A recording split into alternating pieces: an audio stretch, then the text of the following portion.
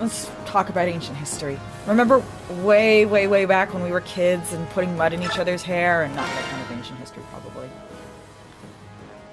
I am about to tell you a very old story. A story you should know as the new king of Gordor. This is one of the oldest and most heavily guarded secrets in all of Tellius. You'll find no trace of it in any histories or sagas. If it's that important, maybe we should go somewhere else. Other people might hear us. What do you think, Nasir? I called upon Lady Micaiah because I felt that she should know the story as well. Yeah, I think now is the time to let everyone know. Would that be all right, Your Majesty? There will be no secrets from now on. Tell us everything. As you wish, Your Majesty. In the dawn of this age, after the Megami began their long slumber, the kingdom of Benion was established. Holy shit, I'm gonna have to do a lot of reading. In those early days, Laguz and Bjork lived side by side in harmony and peace. Yes, that kingdom would become the Benion Empire. The hero Altina was chosen to be the kingdom's first queen. Elrond supported her as an advisor and as a husband. What? So he was like the first Queen of Dain? Despite their differences, Elrond and Altina loved each other very deeply. The people accepted a marriage between a Laguz and a Bjork? That was what King Daginsia said. This was before the people thought of such differences. They only saw a queen and her husband. And apparently they didn't have any problem with queens ruling autonomously either. It was a time before the dark age of the patriarchy. Anyway, at this time, King Daginsia also created his own kingdom far from other Laguz tribes and Bjork nations. He believed that the dragon tribe was too powerful to interact equally with the other tribes and peoples. That kingdom became Gordor. Benion had been established for 4 years when King Daginsia received news that Altina had become pregnant and was throwing a baby shower, and he was invited. But he really, really, really hated baby showers, and that was when the trouble started. The news brought great joy, you see. The news was also quite surprising. There had been other unions between Bjork and Laguz, but until Altina's pregnancy, no children had ever been conceived. Indeed, hers was the first child ever to be born of a Bjork and Laguz. As close friends of both Altina and Elrond, both King Daginsia and Soran rejoiced at the news. The child would be the first to carry the joined blood of both Laguz and Bjork. The king said that the baby would become a symbol of peace between the two peoples. But joy over the child's birth did not last. Soon after the child was born, let me guess, Altina died. Elrond lost all the powers of the Laguz. Wait, what? So the dad was published for getting someone pregnant? I like this universe more and more. No, I'm not bitter! He could not transform any longer, nor could he sing Goldrar. He had a very bad case of laryngitis also, but we're not sure how much that had to do with it. It became apparent that the child of such a union neutralizes the Laguz parents' powers. So that makes no sense. If you think about the way babies are born, it would have more of an effect on the mom. Like, for example, if a male Laguz conceived a child with a female Bjork, then the maybe Bjork the gestation of it sucks all of her Laguz powers out. But how would it work with a male Laguz unless it was every time he got with a Bjork lady, a little bit of his Laguzness was drained out of him. So Bjork women are Laguz vampires. So he would have had to have lost his powers right at the same time the baby was conceived, or something like that, or I don't get it. Maybe there's a psychic link between him and the baby, and when the baby is coming out, it goes, "Give me your powers, father," and makes that sound. It made that sound. That is my story, and I'm sticking to it. Okay. That's you. Oh, it is. To make matters worse, the child bears only the characteristics of a Bjork. Iran felt he was no longer a true Laguz, and felt he could no longer act as a bridge between the goddess and the peoples of Terius.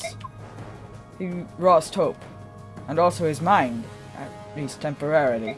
Apparently not temporarily. Oh, so that's where this all came from. Yes, because you had a traumatic fatherhood experience.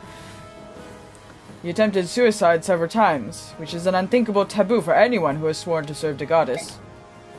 King Degintia fell into despair as well. If people caught wind of this news, he believed it would create a deep rift between the two peoples. What if we just told them about the risks of cross-species parenthood? What if we just explain that? Seriously, guys, you're great on, the women's representation in this universe, but you suck at sex ed. Yeah. The king was especially concerned about the reaction from the Laguz. They might interpret the birth as a herald of their eventual end. Some might even attempt to harm the child. Iran needed to hear the voice of the goddess then more than ever before. But he could no longer sing the Galder of Release. Is that what happened? Just so. Iran was forced to make a very difficult decision to protect the peace between Bjork and Laguz. He decided to retreat into seclusion and consider the problem. Once he regained his sanity, or so we thought, he announced his decision. Deran was forced to ask the unthinkable of his wife, his aides, and his close friends. For the sake of Benyon, you must tell the people that I died in an accident. Tell them the birth was merely a false rumor. What? Iran left the medallion to his tribe, moving to Gordoa under King Deginsia's protection. He simply disappeared from history after that. After Deran had left and life returned to normal, Altina eventually welcomed a Bjork husband. She raised the child she had with Deran as though it were an ordinary Bjork child born of her new husband. Who must have been very dim. Since then, marriages between the Laguz and Bjork have been forbidden. It became known as a crime against the goddess. See, this is where the problems come in. You don't fix a bad thing by stigmatizing it. You fix it by educating people about it. Fear of the name only increases fear of the thing itself. Yes, thank you, Dumbledore. Even so, the taboo was broken several times over the next few decades. See? Usually, no child was conceived, but when there was, it was swiftly covered up. The parents soon learned what it meant to bear a child who possessed both Laguz and Bjork blood. After they learned of the consequences, none of these parents ever rejected the edict of forbidding it. The child was to be raised by the Bjork parent and raised as a Bjork child. That should have been enough to hide everything. End of story. It was several generations later that a certain descendants began to manifest physical marks which indicated their ancestors' sins. Or actions, whatever. Fortunately, this mark looked very similar to the marks on those protected by spirits. They could pass as students of the dark arts for at least a few years. Unfortunately, the branded lived much longer than Bjork. Most branded chose to hide, living outside of ordinary society, and they disappeared into the shadows of history. Rumors had already begun to spread across Benyon, however. The branded were shunned and cast out wherever they lived. It lists all of women averted if you didn't stigmatize it. Shit fuckers. Can we kill Deginsia again? Can we kill him again? Go, read. Can we kill Laron before? When the Laguz held power, they persecuted the branded and executed them in honor killings. Shit! That's horrible! It was King Deginsia's opinion that these were crimes that he had to carry on his conscience. From the beginning, he realized that he and the others in power had made a mistake. So it doesn't help us much now. They understood that they should have revealed everything about Altina and Elrond's child. No doy. That people should have been told the truth. But since they've kept the truth from everyone, the branded were marked as unclean, persecuted wherever they traveled. So you don't have to tell me about this, you know. Here is the family tree for Elrond and Altina's bloodline. Only King Deginsia knew the truth, until now. Chichiwa-sama. You bugger! Excuse me. You've had to endure this burden alone for so long, but you were kind of an asshole. It was the same in Lady Almedha's case. When she lost her powers after giving birth to the Mad King's son, King Deginsia had no choice but to hide the truth from everyone. So he chose to hide wait. Duh! It confuses me when it doesn't page a whole page. Better to deny her existence than be forced to explain long hidden secrets. In the process, he'd lost someone even more dear to him, Prince Rajayan. He deeply regretted his decision when he learned of the prince's death. The only choice left for King Deginsia was to remain stubbornly neutral in all wars on the continent. He hoped, in vain, to keep the goddess from waking up before the 1,000 years had elapsed. I'm such a fool. I had no idea what father went through. All I did was deny what he fought for. Curse. You fought to destroy his lie. Your Majesty, you are the king now. You know that it is a sin to fight against the goddess, and yet you've chosen to move forward. King Deginsia left everything to you. You must succeed. Do not be afraid of what lies beyond. Forge ahead. Wakata. I shall be true to my convictions. I have no more doubts. You only get that on like playthrough 2 or something or so, I think. Interesting. Yeah.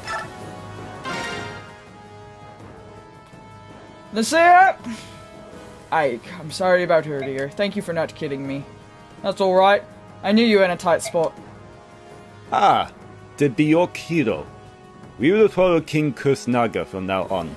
If he wishes to fight alongside you, I shall assist.